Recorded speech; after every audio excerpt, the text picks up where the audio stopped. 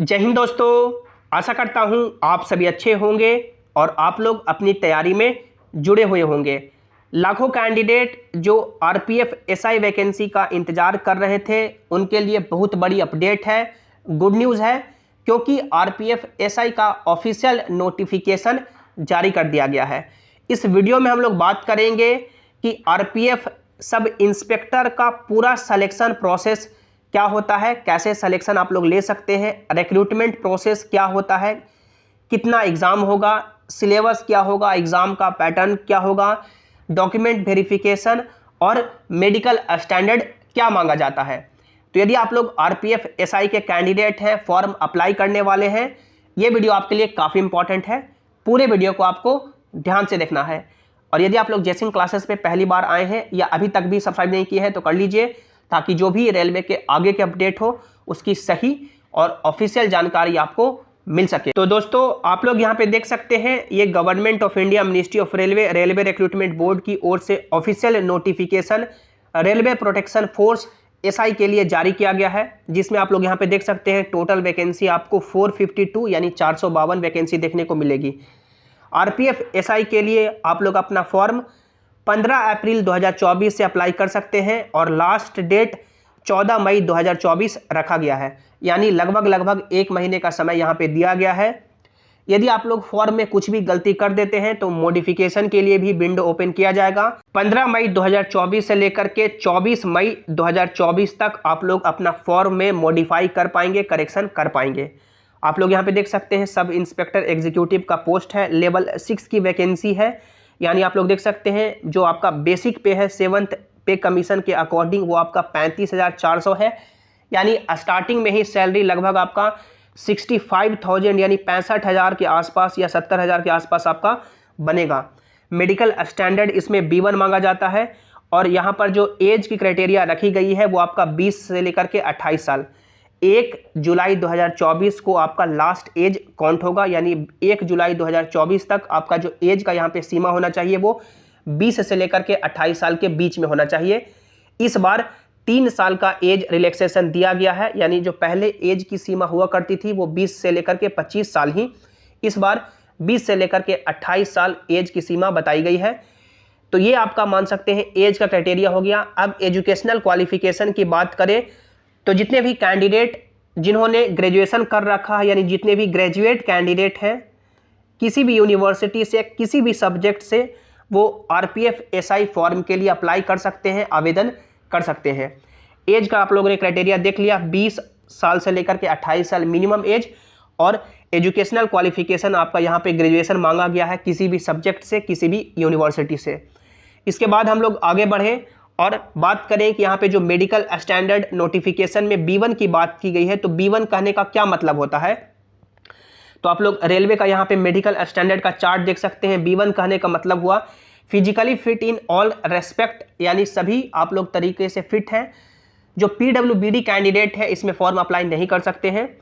उसके अलावा आपका सबसे इंपॉर्टेंट आई टेस्ट होता है, जिसमें देख सकते हैं डिस्टेंस विजन, यानी जो आपका दूर की दृष्टि है, एक आंख 6/9 है, दूसरा 6/12 है, विथ और विथआउट ग्लासेस, यानी चश्मा लगा करके या बिना चश्मा लगाए हुए, तो आप लोग यहाँ पे एलिजिबल हो पाएंगे। यदि आपका चश्मा लगता है तो आपका जो चश्मा का पावर है वो +-4 डायोप्टर से ज़्यादा नहीं होना चाहिए। तो जितने भी कैंडिडेट जिनका आंख थोड़ा खराब हो गया है, चश्मा लगता भी है, वो भी फॉर्म अप्लाई कर पाएंगे। नियर विजन यहाँ पे 0.6 से 0.6 मांगा गया है, चश्मा के या बिना चश्मा के। उसके अलावा आपको कुछ और इम्पॉर्टेंट आई टेस्ट पास करने होंगे, जैसे कलर विजन का टेस्ट पास करना होगा, बाइनोकुलर विजन का, नाइट विजन का और मेसोपिक विजन का। तो ये इम्पॉर्टेंट कुछ टेस्ट होंगे आई के रिगार्डिंग। यदि आप लोग इस क्राइटेरिया पे उतरेंगे तभी आपको B1 मेडिकल स्टैंडर्ड दिया जाएगा। ऐसे जो कैंडिडेट पूरी तरह से उनका आंख अच्छा है वो तो क्वालिफाई होंगे ही, लेकिन सवाल होता है काफ़ी सारे कैंडिडेट के कि हमारा चश्मा लगता है, चश्मा का पावर इतना है, तो क्या हम लोग फॉर्म अप्लाई कर सकते हैं। तो बिल्कुल, यहाँ पे चश्मा का जो मैक्सिमम पावर है वो +-4 डायोप्टर तक यहाँ पे मान सकते हैं छूट दी गई है। तो जिनका चश्मा लगता है वो भी फॉर्म अप्लाई कर पाएंगे। इसके बाद हम लोग रिक्रूटमेंट प्रोसेस की बात करें तो देख सकते हैं रिक्रूटमेंट प्रोसेस में टोटल आपका यहाँ पे 3 स्टेजेस कंडक्ट कराए जाएंगे। सबसे पहला आपका कंप्यूटर बेस्ड टेस्ट होगा। कंप्यूटर बेस्ड टेस्ट का आप लोग कट ऑफ पार करेंगे तो आपको फिजिकल एफिशिएंसी टेस्ट और फिजिकल मेजरमेंट टेस्ट के लिए बुलाया जाएगा। उसके बाद आपका डॉक्यूमेंट वेरिफिकेशन और मेडिकल एग्जामिनेशन कंडक्ट कराया जाएगा। जो आपको नौकरी दी जाएगी यानी जो आपका मेरिट लगेगा वो आपके कंप्यूटर बेस्ड टेस्ट यानी जो आप लोग एग्ज़ाम देंगे उसी एग्ज़ाम के बेसिस पे आपका मेरिट लगेगा। जो फिजिकल एफिशिएंसी टेस्ट है और फिजिकल मेजरमेंट टेस्ट है वो क्वालिफाइंग इन नेचर है, वो सिर्फ आपको क्वालिफाई करना होगा। आप लोग यहाँ पे देख सकते हैं कंप्यूटर बेस्ड टेस्ट यानी जो आपका एग्ज़ाम होगा उसका क्या एग्ज़ाम पैटर्न रहेगा। टोटल आपको 90 मिनट का समय दिया जाएगा यानी 1.5 घंटे का समय दिया जाएगा। टोटल 120 क्वेश्चन पूछे जाएंगे। हर क्वेश्चन है जो 1 नंबर का रहेगा यानी 120 क्वेश्चन 120 नंबर। निगेटिव मार्किंग आपका 1/3 रहेगा। आप लोग यहाँ पे सिलेबस देख सकते हैं। जो आपका अरिथमेटिक यानी मैथमेटिक्स से 35 सवाल पूछे जाएंगे, रीजनिंग से 35 सवाल पूछे जाएंगे और आपका जनरल अवेयरनेस से 50 सवाल पूछे जाएंगे। Total 120 question 120 number. आप लोग यहाँ पे सभी का सिलेबस देख सकते हैं। यानी जो आप लोग 120 क्वेश्चन 120 नंबर में जितना नंबर लाएंगे उसी के बेसिस पे आपको जॉब दी जाएगी। तो आपको 120 में से कोशिश करना है कि ज़्यादा से ज़्यादा नंबर लाएं क्योंकि इसी के बेसिस पे आपका मेरिट बनेगा। कंप्यूटर बेस्ड टेस्ट का आप लोग कट ऑफ पार करेंगे तो आप लोग को अगले राउंड फिजिकल एफिशिएंसी टेस्ट और फिजिकल मेजरमेंट टेस्ट के लिए बुलाया जाएगा। जहाँ पे आप लोग देख सकते हैं फिजिकल एफिशिएंसी टेस्ट का क्या क्राइटेरिया है। जितने भी मेल कैंडिडेट हैं उनको 6 मिनट 30 सेकंड यानी 6.5 मिनट का समय दिया जाएगा। 1600 मीटर दौड़ना होगा। फीमेल कैंडिडेट को 4 मिनट का समय दिया जाएगा 800 मीटर दौड़ने के लिए। मेल कैंडिडेट को लॉन्ग जंप 12 फीट करना है और हाई जंप है जो 3 फीट 9 इंच करना है।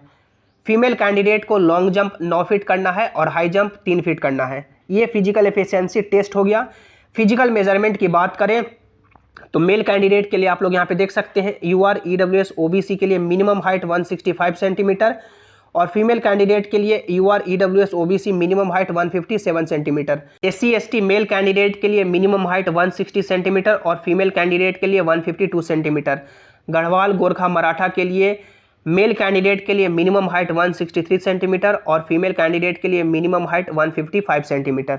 उसके अलावा जितने भी मेल कैंडिडेट हैं उनको चेस्ट एक्सपेंशन का भी क्राइटेरिया बताया गया है। UR EWS OBC के लिए अनएक्सपेंडेड यानी बिना फुलाए हुए 80 सेंटीमीटर और एक्सपेंड करके 85 सेंटीमीटर। SC ST के लिए बिना एक्सपेंड किए हुए 76.2 सेंटीमीटर, एक्सपेंड करके 81.2 सेंटीमीटर। गढ़वाल गोरखा के लिए बिना एक्सपेंड किए हुए 80 सेंटीमीटर और एक्सपेंड करके 85 सेंटीमीटर। तो ये आपका फिजिकल एफिशिएंसी टेस्ट और फिजिकल मेजरमेंट टेस्ट का क्राइटेरिया हुआ। ये क्वालिफाइंग इन नेचर है, आपको ये पास करना ही होगा तभी आपको आगे DV के लिए क्वालिफाई किया जाएगा। आप लोग 120 क्वेश्चन 120 नंबर में जितना नंबर लाएंगे इसी के बेसिस पे मेरिट तैयार होगा और DV के लिए कैंडिडेट को शॉर्टलिस्ट किया जाएगा।